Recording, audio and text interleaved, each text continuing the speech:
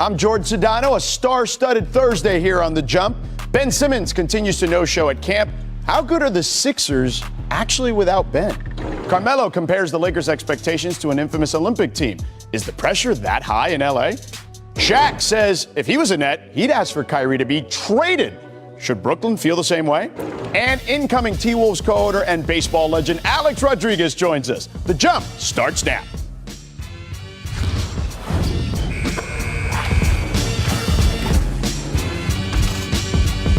Hey, what's up? Happy Thursday. I'm joined by NBA champion, my man Big Perk, Kendrick Perkins, and in a few moments, the host of the Hoop Collective podcast, Brian Windhorst, our insider, will join us momentarily. But Perk, let's start with Ben Simmons as he continues to sit out training camp. The first preseason game for the Sixers is Monday, and the regular season starts in 20 days. And Simmons is still holding firm that he will not be with the team. But get this, Joel Embiid responded to The Athletic recently saying this, quote, I feel like our teams have always been built around his needs, as in Simmons, so it was kind of surprising to see. I mean, the reason we signed Al is we got rid of Jimmy Butler because he needed the ball in his hands. Embiid added, the situation is weird, disappointing, borderline kind of disrespectful to all the guys that are out here fighting for their lives. Some guys rely on their team to be successful, to stay in the league and make money somehow. So, Wendy, we'll start with you. How do these remarks from Embiid affect the next chapter in this Ben Simmons saga? Yeah, so there's two things to look at. I mean, you can look at what he's saying, which there's some merit to, and we can discuss that if you want. But really, Embiid spending time talking and thinking about this and creating another distraction is a win today for Ben Simmons, because the way that this gets settled for Ben Simmons is if the status quo becomes uncomfortable for the Sixers. Every single day that Ben Simmons distracts from what the Sixers are doing becomes something that's a problem. It pushes the Sixers closer to make a trade. And I realize we're only on day 3 here and it's not at a critical mass, but Joel Embiid expressing this frustration, Doc Rivers having to answer for a quote that he gave back in June. All of these things are the reasons why a holdout works and why it's designed to do this. And so today, ring one up in Ben Simmons' column because the Sixers had to spend time away from their day worrying about it. Well, you know what, Wendy? Listen, I really think Joel Embiid don't live at this moment where he was frustrated. Right, and part of it was because of the holdout situation. I get that, but listen, had any type. All right, we're having some technical difficulties here with Perk. Here's the deal, Brian. I mostly agree with you, and I think it is a win for Ben Simmons. But if you're Joel Embiid, like, why even make these comments? Like, I get you want to be honest, but it just feels the completely opposite of what the organization was trying to do. As you mentioned, Doc Rivers went on, a media tour recently and discussed how much they need Ben, how much they want Ben in the fold. And he even went as far as to say that his comments were misunderstood at that press conference, which, we can question that later. But I just don't understand why the need to say this if you're Embiid. Yeah, because he's probably frustrated, George, because he's seeing these things and he's like, he pretty much threw him under the bus or, blamed Jimmy Butler's departure on him today. And he's sort of saying, look, I sort of feel a certain way and I'm maybe tired of holding back. And, on Monday at Media Day, you could tell that there was a unified front from the Sixers to still keep the door open for Ben to come back. And Joel was on board with that. How much on board he was, only he knows. But you could tell today that, he was a little bit wavering on that. He also said, listen, I got to focus on the guys here.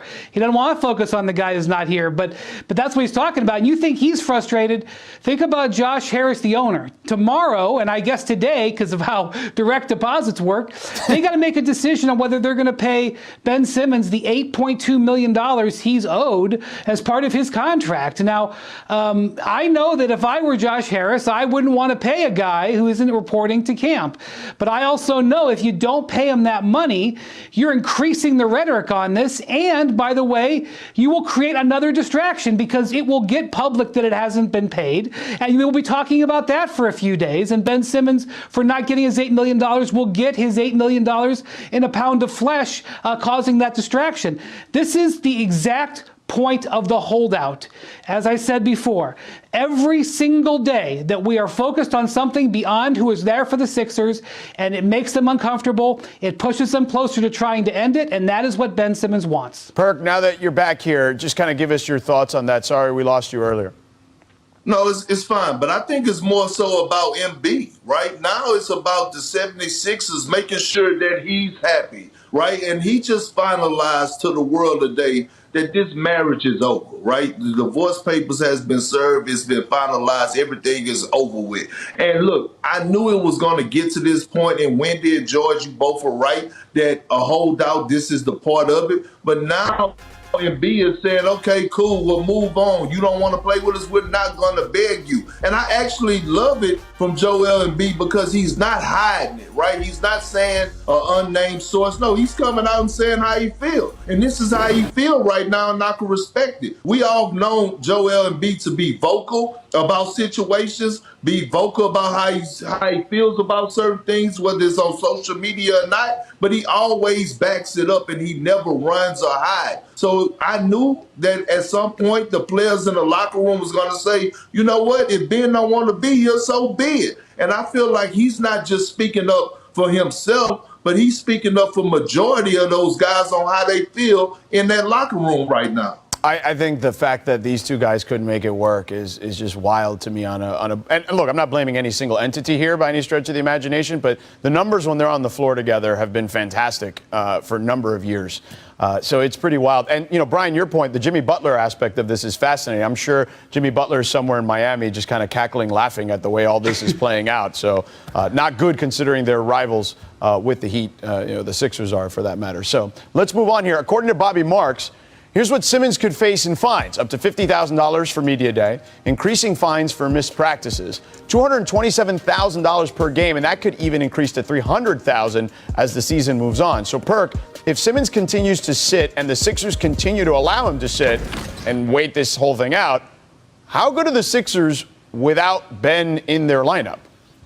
Well, I strongly believe that they're still a playoff team without Ben Simmons. When you look at, an MVP candidate in Joel Embiid, and you're looking at Tobias Harris, a guy that had a career year under Doc Rivers, who strived well under Doc Rivers, coaching system, along with Seth Curry, Tyrese Maxey, all those guys that could put the ball in the bucket. Look, you have a guy, Matisse Thybulle, who's one of the best wing guard defenders in the game today, and Andre Drummond. So they're still a playoff team. Here's the thing that the Philadelphia 76ers have to be careful about for us, finding Ben Simmons, right?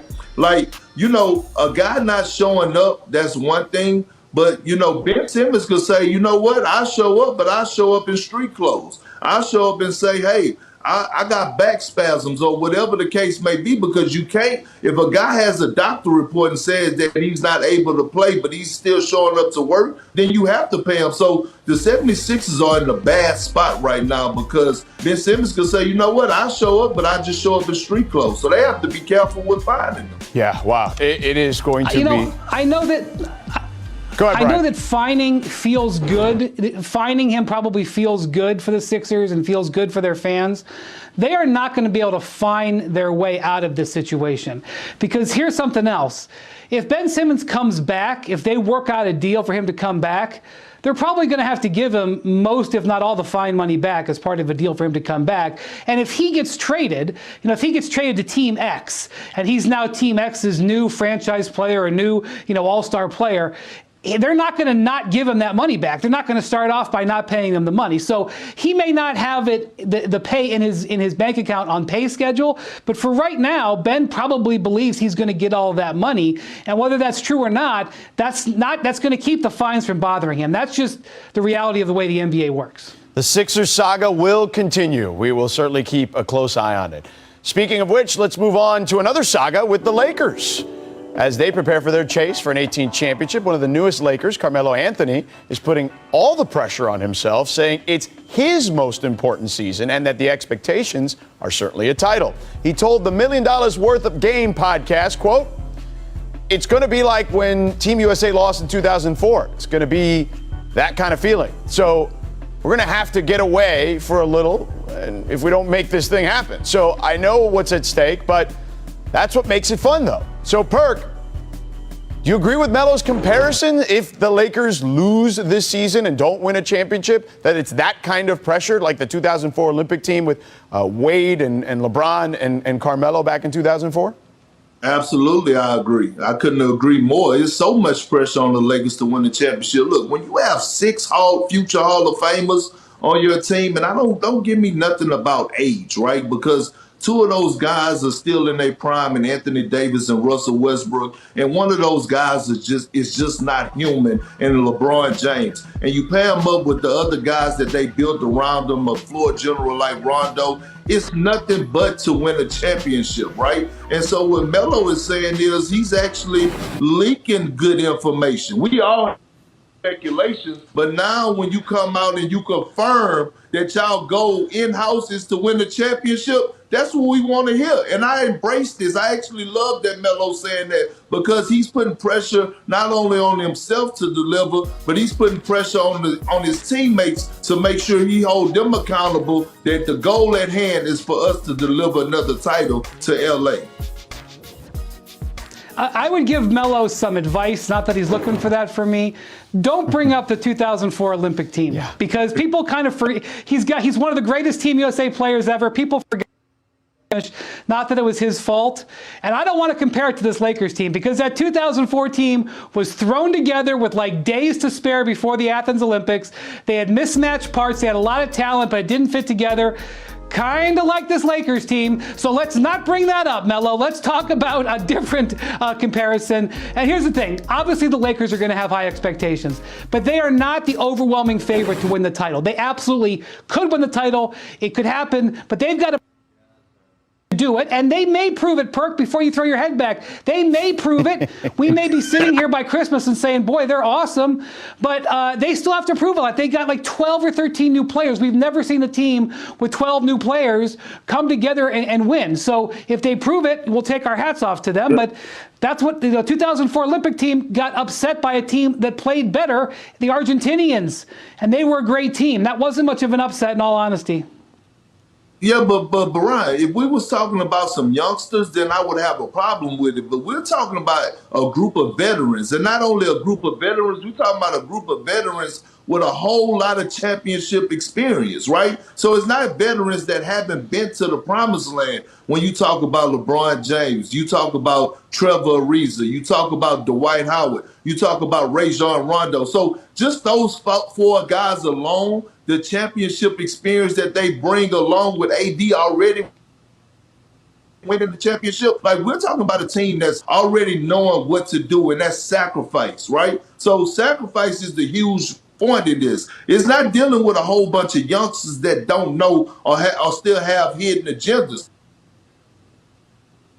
Yeah, I think we may have lost Perk there, but what I would add to you is this. I'm with B on this one, Perk. I got to be honest. That is not the comparison I want to make, even just like in passing, the 2004. And by the way, they did lose a game to Greece, too. Just let's not forget that aspect of the equation. It wasn't just Argentina. Sophocles Schwarzenaitis, who was Greek Shaq at that time, is what they were calling him, tore up the U.S. And let's be real. The real reason they lost in 2004 had nothing to do with Carmelo or Wade or LeBron or Carlos Boozer, and it was Richard Jefferson, as we saw there, right? That was the reason they lost there, is because Richard was on the team. But George, Brian, listen, if Melo was on the team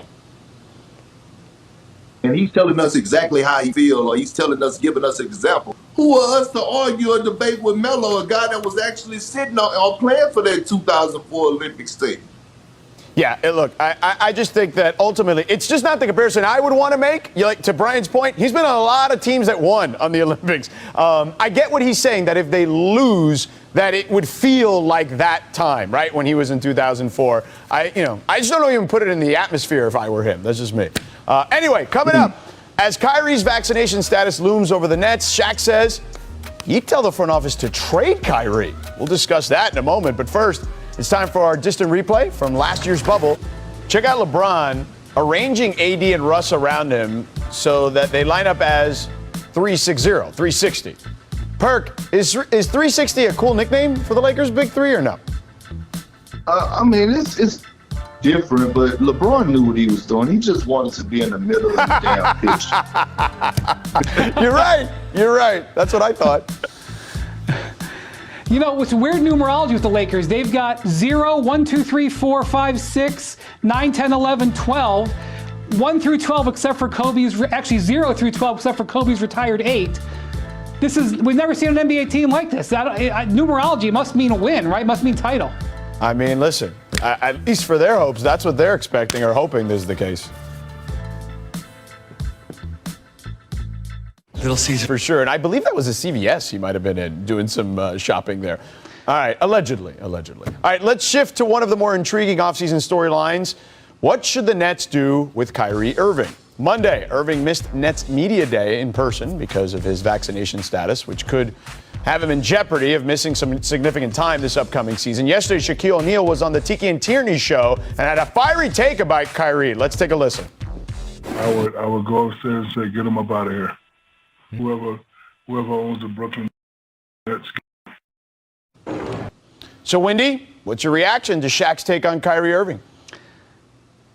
He wouldn't do that because if he was in position to form a team, he would know that Kyrie's talent is so rare that you just have to hold your nose and go through with it. If Kyrie was in one of these major companies over the last couple of weeks that have fired employees because they have not, been compliant with vaccine protocols, but he is one of one. There is nobody like Kyrie in the league, and his talent gives him a slack and a leeway that almost nobody else in America would have in their job. And unfortunately for the Nets, he intends to test that leeway to the nth degree, and he continues to test it, and the Brooklyn Nets continue to put up with it because they know how darn good he is. But I will tell you this. He's not getting that contract extension. He is eligible for that big-time contract extension, $180 million, somewhere in the neighborhood of what Durant got. I don't see how they could give it to him under the current circumstances, and maybe he doesn't even want it, considering where he's at in his life right now. But that's something that Kyrie is missing out on, is the opportunity to guarantee more money right now. Now, Perk, let me ask you this. If you were Kyrie's teammate, and I believe you have been, if I recall correctly, would you want him traded? I mean, you know what? When you're trying to win a championship, right? And this is, I'm a role player, so you got Shaq that's speaking from a guy that was actually a franchise player. But when you're trying to win a championship, you need everybody all in, right? So you're looking at Kevin Durant, you have James Harden, right? Without Kyrie Irving, the Nets are still a contender in the NBA for us winning the championship. But I wanted to go back to Brian's point about Kyrie Irving and the power that he has, talking about, that he's one of one. It's not necessarily the power that Kyrie Irving has. We have to talk about the power of Kevin Durant. Because in my opinion, if Sean Marks had it his way without really having to consult with Kevin Durant, I think that he possibly would move Kyrie Irving. That's just my opinion. But knowing the relationship and knowing that Kevin Durant has Kyrie Irving back, that's the power that Kyrie Irving has. And that's why Kyrie Irving is allowed to do these Kyrie Irving type things and do the things and get away with it, is because he knows that Kevin Durant is going to ride with him till the wheels fall off. All right. Well, again, a lot of drama going on before the season starts, and we'll keep a close eye on all of it, including this Nets story. Coming up, a new era of Timberwolves and Lynx basketball ownership is officially underway in Minnesota. We'll talk to Alex Rodriguez, our friend and colleague. He's coming up next right here on tonight. Game 2 in the best-of-5 WNBA playoff semifinals are on ESPN2 and the ESPN app. MVP Jonquel Jones and the top-seeded Sun look to even up the series at 1 when they host the Sky at 8 Eastern, 5 Pacific. Then it's the Mercury taking on the Aces, who lead that series 1-0 as well. Welcome back to The Jump. I'm George Sedano, now joined by the incoming co-owner of the Minnesota Timberwolves, Alex Rodriguez, of course, colleague here at ESPN. A-Rod, thanks for joining us, brother. Good to see you. Great to be here. My first time on the show. I'm excited. All right. Well, let's get right into it. Why did you want to get involved in NBA ownership? Well, I thought, look, we took a hard run at the Mets, and we got try to get it smart on it. It was a long process. And through that process, we understood the sports business a little bit better at the ownership level. And when the T-Wolves opportunity came up, Mark and I got very excited. We're very bullish on the NBA. It's a global sport that has tremendous leadership under Adam Silver and has a young demographic. And then you have, a set of owners, over 30 teams, that are very intelligent, some of the world's best investors, and a very progressive league, which all those things excited us. Now, I know you got a wide network here, you and Mark as well, but who did you chat or maybe consult with, as far as advice in regards to being involved in ownership? Was there someone you leaned on, maybe inside or even outside of sports?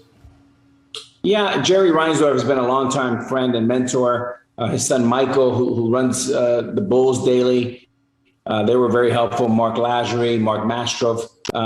There was a lot of folks that I reached out to that all had very consistent thoughts and ideas about the NBA, where it is today and where it's going. And we feel very bullish. We feel great about the business. We feel that it's growing at an incredible pace. And there's tremendous opportunity both on the court, on the business side, and also socially in Minnesota to be able to give back and bring people together. So how did you feel maybe your playing days will help you in this particular role? I mean, I think I understand how players feel. I can see the game through their eyes. I understand how hard it is to win a world championship. It took me 15 years as a player, and I'm really excited to take on this challenge and journey. And the way, George, that Mark and I are looking at it is really being long-term greedy over the next 2 years, really get as smart as we can before Mark takes over. But for the time being, Glenn Taylor's the man in charge. We're here as supporting cast, and we're thrilled to be, mentored by Glenn Taylor, who has a long, rich history with the NBA. Now, when you were a player, what did you appreciate about the owners you played for? And you played for a number of them, including some high-profile ones. And how will that help you? I think playing for George Steinbrenner was one of the big thrills of my career. I mean, George, who should be in the Hall of Fame, isn't yet. I'm hopeful he does. But he was the first one that taught me about VCP, right? Vision, capital, people. And nobody had a bigger, clearer vision than George Steinbrenner. He understood that the New York Yankees wanted to be the number one brand in the world when it came to sports franchise. He told me he's going to deploy capital and not take any shortcuts. And then he's going to go find the greatest people in the world to come wear pinstripes and to be around the pinstripes. And those are lessons that I'll never forget. He was so invested, not only financially, but emotionally. So that's one that I take as my role model as an owner. Who have you chatted with on the T-Wolves roster, players, coaches, et cetera? I've talked to almost every player. I've got to know them. We threw a nice dinner here. Mark and I hosted a dinner at my house in Coral Gables in Florida just about a month ago or so. And obviously going to practices and getting to know the players. This is going to be a slow process, George. We have a lot of catching up to do. We have a great teacher in Glenn Taylor. But we're really excited to ultimately get our MBA here of NBA basketball in the next few years. Is there a little extra special connection with your fellow Dominicano, Karl Anthony Towns, or no? Well, yeah, not only Dominican, but also a New Yorker. And he's a great guy, very dynamic. I just spent a few days with him, and he is in terrific shape. He's inspired. That morning, he was working out at 6 a.m. and rallying the troops. So he's looking forward to having the best year of his career, and there's a lot of energy, good energy around the Timberwolves right now. What are the expectations this season, Alex? I think the expectation is to go out and have a good year, really stay healthy. I think that's really, really important. But George, we're looking at this as a long-term plan. We're not really thinking about what can we do this year, but how do we build a foundation with core values. And we're doing a lot of work behind the scenes with Glenn and Mark on how do we build a foundation that's sustainable for the long run. And, if we want to be a championship team in 3 and 5 years, how do we work backwards? So that's kind of the fun part that we're involved in right now, and it's exciting. And for you personally, what does it mean for you to be one of the few Latino owners in sports? Yeah, I mean, well, you know it, George. In many ways, you've broken glass as well. We've had some great role models that have paved the way for us. But for my responsibility as a Latino and a man with brown skin, just like Magic Johnson was my friend and mentor and someone who inspired me, it's funny how he spots basketball. But what really inspires me is that he's brought other men and women of brown skin, minorities, into the boardroom with him. It's not enough just for us to be in, but who can follow us. And hopefully any young men and women out there, like I teach my daughters, can be the next president of the United States or could be the next CEO of a big public company. So I'm excited to be hopefully one that paves the way for others. All right, I'm going to put you on the spot here before we let you go. Your Canes are playing on ESPN tonight against Virginia. Give me a prediction for tonight. Well, it's Thursday night, ESPN 7:30. So I'm going to say we win by a field goal. Oh, okay. All right. So win by a field goal. There it is. We'll mark it down. Alex Rodriguez says Canes by 3 tonight. Alex, an absolute pleasure, man. Good to see your face again. Great to talk to you. Good luck, and we'll talk to you soon. All right. Thanks, George. All right, Alex, thank you very much. Anthony Davis says this year he's on board to play more center. But is it BS or real talk? We'll discuss that on the other side. Plus, here's what The Jump recommends on ESPN Plus today. Bobby Marks goes through what every NBA team could offer in other games here on The Jump. The ball deserves to go in the crowd after a bull move like that. I think it's bull. I just thought it was bull. Don't give me that crap!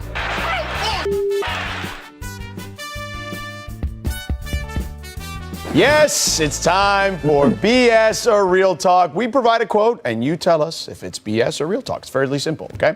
So first, Anthony Davis says he's finally ready to play more center with the Lakers. Let's take a listen. That was the expectation, and that was discussed, and I expect to play center. I'm not sure, what's going to happen. Me and Frank talked about it a couple of times, and that's the plan. Right now, nothing is set in stone.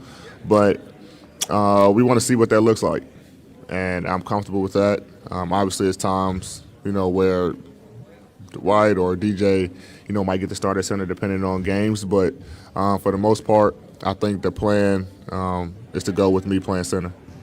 All right, Perk. AD actually going to play more center. BS or real talk? It's real talk. It's real talk. And he has to play more center, right? When you look at this Laker lineup and you look at their roster, right, they're going to benefit more at him playing the center position. You listen to Frank Vogel and what he said yesterday, right? He said, hey, we want to get out and transition, basically. We want to get out and run. And so getting out and running, meaning Anthony Davis at the center position, is going to be phenomenal. Plus, I look back at him and Russell Westbrook, right, together in the pick and roll. You need spacing. Move LeBron James to the 4, maybe have Carmelo Anthony out there with another shooter and somebody else, it don't matter. But Russell Westbrook and Serge Ibaka used to master the pick and roll, where Serge Ibaka used to get wide open elbow looks for the 15 to 17-foot range. Anthony Davis and Russell Westbrook, and you move him to the 5 at the center position, it's going to be lights out. And I said it before, I said it again. This is the best big that Russell Westbrook has ever played with. I'm going to go 100 on it. I'm going to go real talk. Perk? Go ahead, Brian. I'm saying Russell Westbrook played with you, Perk. What about where you rank in those that hierarchy? I like that. I like that. AD gave that quote and said, "Yeah, I'm going to play more center," and then spent a minute saying about how he wasn't going to play center. And the Lakers better hope it's real talk, because in the playoffs, and I don't care about November or January or whatever, but in the playoffs, you can't have Russell Westbrook and Dwight Howard out there for key possessions on offense. The teams won't guard them on the perimeter. You have to have a floor stretcher to create space for LeBron James to go to work. So it has to be real talk. Otherwise, the Lakers aren't going to have a chance to win in the postseason. All right, listen, the reality is the numbers bear it out, hence why it's real talk. And I think he realizes at the end of games, or certainly in the postseason, to Brian's point, that it's unbelievably effective. I believe the Lakers have outscored opponents by over 153 points in the 1,250 plus minutes or so that he's played center. The math is there for you. So real talk on that. Next, Blazers point guard Damian Lillard found inspiration for staying in Portland from the recent title runs, as he told The Athletic. Here he said, quote, "I was sitting there and I was like, it can really be done. That's how I feel. It can be done." And said that after watching Milwaukee specifically, I was even more convinced, he said. So, Brian, the Bucks inspiring Dame to ride it out in Portland. BS or real talk? Well, it's kind of BS because he watched them win, and then he spent the rest of the summer like hedging about whether he wanted to be there. Now, I know he's in now. Now he's made it clear he's in, but he was on the fence after watching that. If I was a cynic, which I am, I would say he watched them trade for Drew Holiday and thought, how about we trade a whole bunch of draft picks and stuff for a player like Drew Holiday, which they did not do. So maybe it's kind of real talk disguised.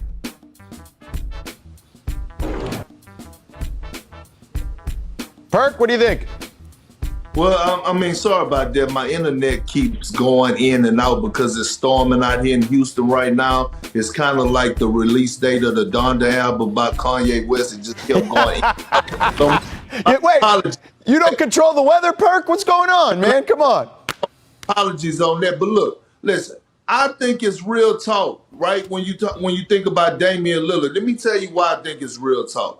The voice in the locker room. He's been able to sit down with Chauncey Billups. We got to remember, I keep going back to Chauncey Billups winning that championship in Detroit. They wasn't heavy favorites when they won the championship. Matter of fact, they were slept on a lot, right? I know they made the trade and got Rasheed Wallace, but it wasn't like they were just dominant, right? And when you look at the Portland Trail Blazers and you look at them offensively, they're one of the best teams offensively. They could go to war for a scoring with the best of them. Defensively is where they lack at. And defensively, a lot of it has to come within, right? Accountability. Like playing with Ray Allen, he wasn't known as the best defender.